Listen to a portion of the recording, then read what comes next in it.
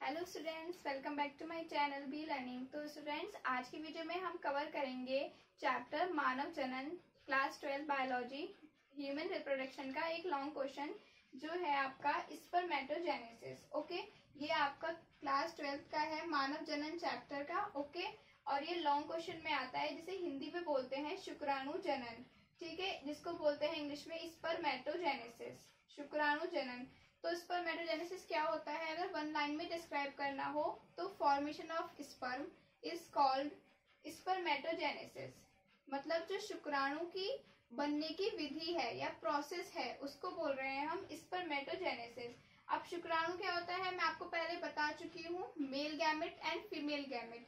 Male gamete जिसे English में हिंदी में बोलते हैं नर युग्मक, और जो होता है स्पर्म, स्पर्म होता है मेल गैमेट।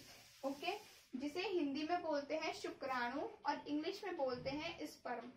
तो स्पर्मेटोजेनेसिस की प्रोसेस क्या है, शुक्राणु जनन। मतलब जो मेल बॉडी है उसमें स्पर्म की फॉर्मेशन कैसे हो रही है, इस प्रोसेस को बोल रहे हैं स्पर्मेटोजेनेसिस।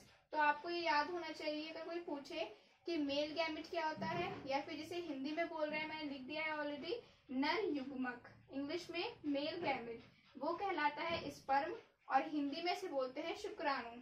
ओके, और फीमेल गैमेट मादा युग्मक अंडाणु कहलाता है जिसे बोलते हैं ओवम। बट फिलहाल हम यहाँ पे स्पर्मेटोजेनेसिस पढ़ रहे हैं तो पहले इस पे ही ध्यान देते हैं। तो मेल गैमेट स्पर्म के बनने की क्रिया को स्पर्मेटोजेनेसिस कहते हैं। स्पर्मेटोजेनेसिस फॉलोइंग 3 स्टेज में कंप्लीट होती है। जो हमारी स्पर्म बनने की प्रोसेस है वो फॉलोइंग 3 स्टेजेस में कंप्लीट हो रही है। कौन कौन सी? फर्स्ट स्टेज होती है मल्टीप्लिकेशन स्टेज, जिसे हिंदी में बोलते हैं गुणन अवस्था। मैंने हिंदी और इंग्लिश में दोनों में लिखा है, आपको हिंदी में लिखना है तो आप हिंदी में लिख सकते हो, इंग्लिश में लिखना है तो आप इंग्लिश में भी लिख सकते हो। मल्टीप्लिकेशन स्टेज जिसे हिंदी में बोल रहे हैं गुणन अवस्था। नेक्स्ट स्टेज है ग्रोथ स्टेज, हिंदी में बोलते हैं वृद्धि अवस्था। थर्ड है मैच्योरेशन स्टेज, जिसे बोलते हैं परिपक्व अवस्था। जैसे मैच्योर परिपक्व होते हैं तो परिपक्व होने की पूरी स्टेज को maturation stage, MATURATION stage. Okay, तो स्टार्ट करते हैं। फर्स्ट है मल्टीप्लिकेशन स्टेज, मेल के वृषण टेस्टिस में। अब टेस्टिस क्या होती है आपको पता होगा, मेल रिप्रोडक्टिव पार्ट है टेस्टिस, जिसे हिंदी में बोलते हैं वृषण। तो मेल के वृषण में अनेक शुक्र जनन नलिकाएं। अब शुक्र जनन नलिकाएं इन्हें इंग्लिश में क्या बोलते हैं, डायग्राम में लिखा है सेमिनिफेरस ट्यूब्यूल्स, सेमिनिफेरस ट्यूब्यूल्स। तो शुक्र जनन नलिकाओं प्रेजेंट होती हैं जब इन ट्यूब्यूल्स में अनेक डिप्लॉइड सेल प्रेजेंट होती है। डिप्लॉइड सेल्स क्या होता है, देखो दो चीज होती है, एक होता है एगुणित, एक होता है द्विगुणित। अगर हमारा कहीं स्मॉल n लिखा है ओनली तो मतलब सेल है अगुणित, अगर 2n लिखा है तो हमारी सेल्स है द्विगुणित। द्विगुणित को इंग्लिश में बोलते हैं डिप्लॉइड और अगुणित को बोलते हैं हैप्लॉइड। अगुणित ओनली सिंगल n है तो अगुणित, 2n है तो द्विगुणित या फिर डिप्लॉइड। तो हमारे जो टेस्टिस है उसके अंदर क्या है, शुक्र जनन नलिकाएं, जिसे बोलते हैं सेमिनिफेरस ट्यूब्यूल्स, उनके अंदर प्रेजेंट होती हैं जब इन ट्यूब्यूल्स में अनेक डिप्लॉइड सेल प्रेजेंट होती है। आपको ये थ्योरी अभी भारी लगेगी, लेकिन जब आप ये डायग्राम समझोगे तो आपको थ्योरी पढ़ने की भी जरूरत नहीं पड़ेगी। आपको डायग्राम अच्छे से याद होना चाहिए। पूरे डायग्राम में सब थ्योरी लिखी हुई है, बट पहले मैं आपको थ्योरी समझा रही हूँ। ओके, तो मेल की जो टेस्टिस हैं, ठीक है, उसमें क्या है, सेमिनिफेरस ट्यूब्यूल या फिर शुक्र जनन नलिकाएं होती हैं। इन शुक्र जनन नलिकाओं के अंदर डिप्लॉइड सेल प्रेजेंट होती है। डिप्लॉइड आ गया वर्ड, मतलब द्विगुणित।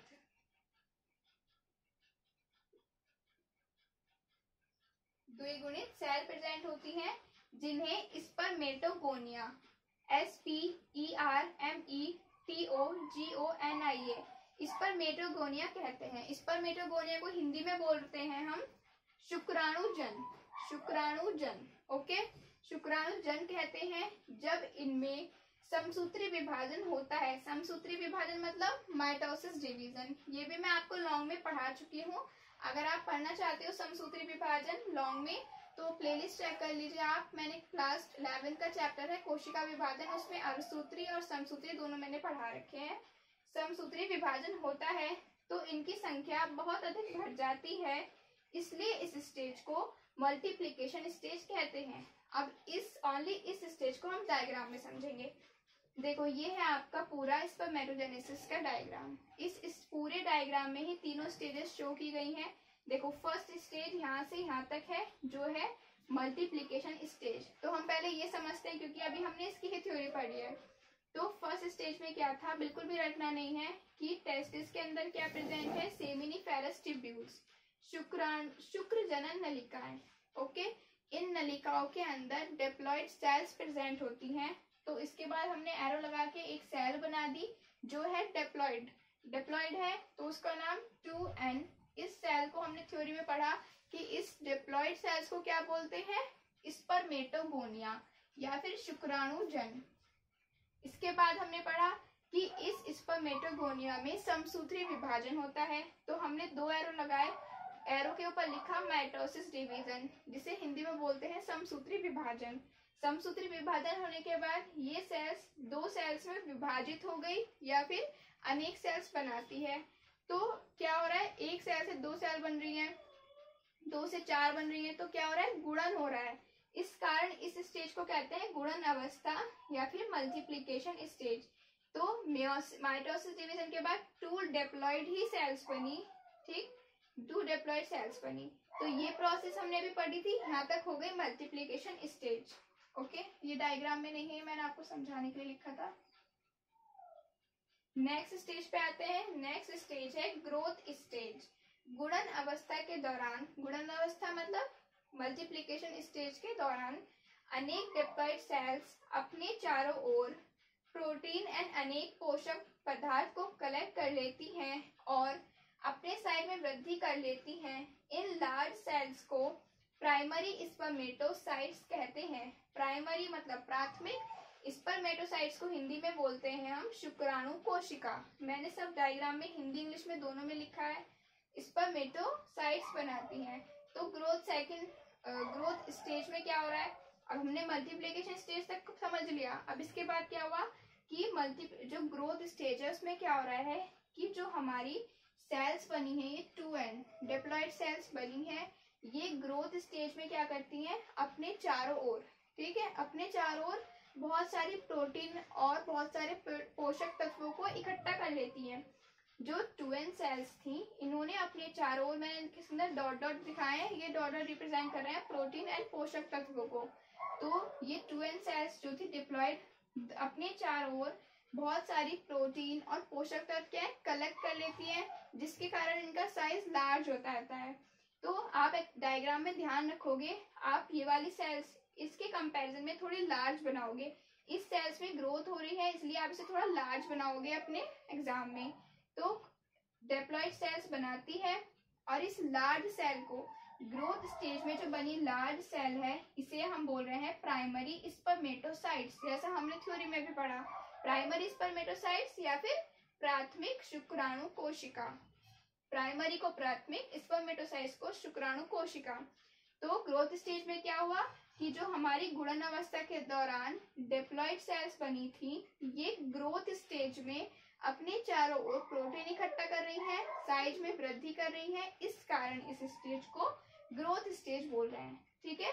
नेक्स्ट स्टेज है आपकी मैच्योरेशन स्टेज। मैच्योरेशन का मतलब होता है परिपक्व होना, मैच्योर होना जैसे। इस अवस्था के दौरान जब प्राइमरी स्पर्मेटोसाइट या फिर प्राथमिक शुक्राणु कोशिका में मियोसिस, ध्यान दोगे अब की बार कौन सा डिवीजन है, मियोसिस। पहले कौन सा हुआ था फर्स्ट स्टेप में, माइटोसिस, जिसे बोलते हैं समसूत्री विभाजन। अब हो रहा है मियोसिस डिवीजन, अर्धसूत्री विभाजन। तो पहले सेकेंडरी स्पर्मेटोसाइट्स, प्राइमरी स्पर्मेटोसाइट्स में अर्धसूत्री विभाजन हुआ, जिससे क्या बना, सेकेंडरी स्पर्मेटोसाइट। सेकेंडरी को बोलेंगे द्वितीयक, स्पर्मेटोसाइट्स को आपको पता है शुक्राणु कोशिका बनती है। और इसके बाद स्पर्मेटिड्स, देखो प्राइमरी स्पर्मेटोसाइट्स में अर्धसूत्री विभाजन हुआ, जिससे सेकेंडरी स्पर्मेटोसाइट्स बनी। सेकेंडरी स्पर्मेटोसाइट्स के बाद हमारे स्पर्मेटिड्स, spermatids स्पर्मेटिड्स बने। ये स्पर्मेटिड्स ही क्या कर रहे हैं, मैच्योर हो रहे हैं और बाद में किसका फॉर्मेशन कर रहे हैं, स्पर्म या फिर शुक्राणु, जो क्या है मेल गैमेट। और इस पूरी प्रोसेस को ही हम स्पर्मेटोजेनेसिस कह रहे हैं। तो आपको ये थ्योरी तो कंप्लीट हो गई। अब मैं पूरा डायग्राम आपको एक साथ समझा दूंगी, ठीक है। तो आपको डायग्राम अच्छे से याद होना चाहिए, कौन सी स्टेज कहाँ से स्टार्ट हो रही है, कहाँ पे खत्म हो रही है, किस स्टेज में क्या हो रहा है, ये पूरा डायग्राम में ही है। तो एग्जाम में आपको थ्योरी रटने की बिल्कुल जरूरत नहीं पड़ेगी। ओके, तो अब डायग्राम से समझ लेते हैं। सबसे पहले इस डायग्राम में 3 स्टेजेस थी। स्पर्मेटोजेनेसिस 3 स्टेजेस में कंप्लीट हो रहा था। मल्टीप्लिकेशन स्टेज गुणन अवस्था, ग्रोथ स्टेज वृद्धि अवस्था एंड थर्ड मैच्योरेशन स्टेज या फिर परिपक्व अवस्था। तो इस डायग्राम में 3 स्टेजेस हैं। एक स्टेज यहाँ तक है मल्टीप्लिकेशन स्टेज, उसके बाद ग्रोथ स्टेज है, थर्ड है मैच्योरेशन स्टेज।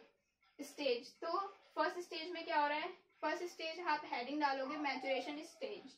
तो जो टेस्टिस है, टेस्टिस में प्रेजेंट है सेमिनिफेरस ट्यूब्यूल्स, जिन्हें हिंदी में बोल रहे हैं शुक्र जनन नलिका।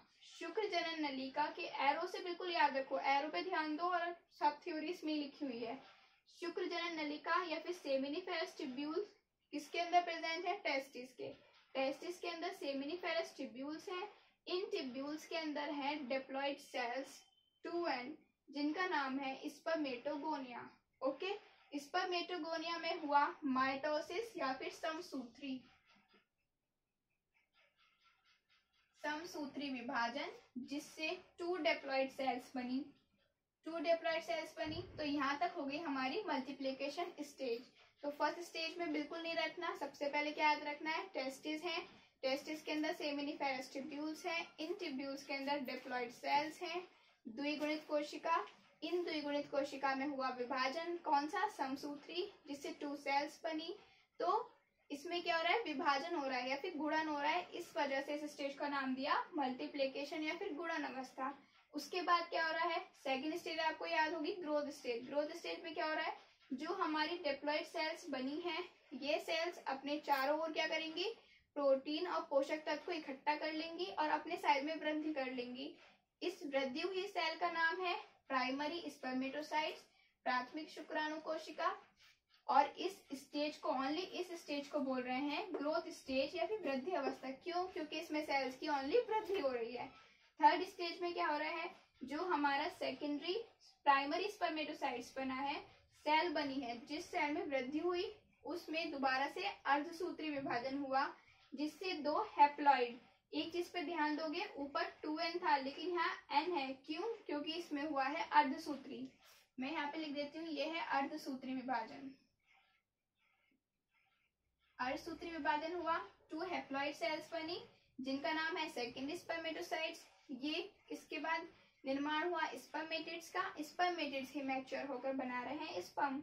तो ये थी आपकी पूरी प्रोसेस स्पर्मेटोजेनेसिस की। नेक्स्ट वीडियो में हम दूसरा पार्ट कवर करेंगे इसका, oogenesis। जैसे मेल गैमेट की फॉर्मेशन स्पर्मेटोजेनेसिस कहलाती है, ऐसे ही फीमेल गैमेट जिसे बोलते हैं मादा युग्मक, उसकी बनने की प्रोसेस oogenesis, अंडाणु जनन कहलाती है।